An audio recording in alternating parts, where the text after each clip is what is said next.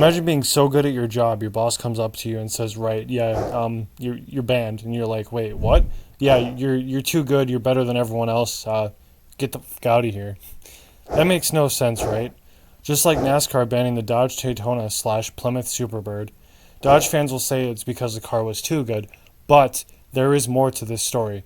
For this, of course, we gotta go back. The year was 1970. The Beatles split up. During the Apollo 13 mission, "Houston, we have a problem" became a famous saying, and the explosive Pinto, which I'm doing a video on soon, so subscribe if you'd like to see that, was introduced on September 11th. I'm not going to make the joke. I'm not going to make the joke. I'm not going to make the joke.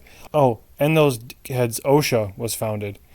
And, of course, the Daytona broke 200, yes, 200 miles per hour at Talladega, but it wasn't easy to get there. See, in 1968, Dodge released the second-generation Charger. Ford and Chrysler were battling it out for bragging rights on the racetrack. Of course, GM was left in the dust. You know the saying, win on Sunday and sell on Monday? Well, Dodge at least managed to do the latter. The Charger's recessed front grille and rear window created substantial aerodynamic problems. So in the fall of that year, Dodge announced it would produce a new Charger model for the '69 model year. They went back to the drawing board and did some testing. Without a wind tunnel, the development team spent considerable time developing the Daytona on the high-speed oval at the Chelsea Proving Grounds. Top speed was a priority, and over 4 miles of tarmac, combined with some of the steepest banked corners on the planet, meant the team could extract the data they needed. The goal was to find an additional 5 miles per hour with the new aerodynamic features the team had been given the green light to create. The new model had a front grille that was flat and flush with the leading edges of the fenders, as well as a recountered rear window. These updates improved the aerodynamics significantly. Just days later, when Ford had a bout with jealous child syndrome, they went to work on long-nosed versions of its race cars, dubbing them the Ford Torino Talladega and Mercury Cyclone Spoiler. These new models would prove to be superior almost immediately, winning 5 of the first 6 races at the turn of the year. Better yet, Ford won 11 straight races in a stretch from late June to mid-August. But perhaps a bigger dagger was that none other than the biggest star of NASCAR at the time, Richard Petty, switched allegiances to the big bad blue oval. This turned Chrysler into a crazy ex, obsessed on getting revenge on Ford.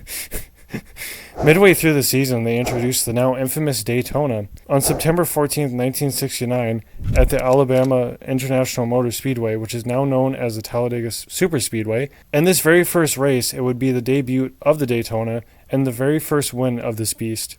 In fact, Dodge took the top 4 spots. The end of the season saw Dodge win 7 of the final 11 races, but it was too little too late. The Fantastic Fords won 26 races and took home the Manufacturers' Championship. Mercury added another 4 wins on top of that. Dodge won 22 races, with the Plymouth brand winning 2 races. But 1970 would be a banner year for Dodge.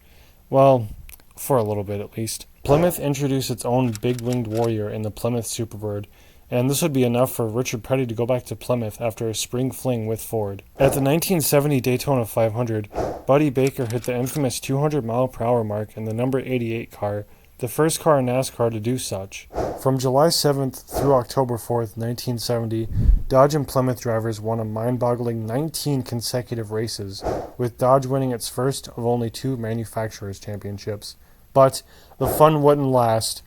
Sort of like BOP, executives pissed on motorsports fans' parade and banned the aero specs on cars with engines larger than 305 cubic inches. Because of their exceptional speed and performance, NASCAR subsequently changed the rulebook, effectively banning all 4 of the aero cars from Dodge, Ford, Mercury, and Plymouth from competition by the end of 1970.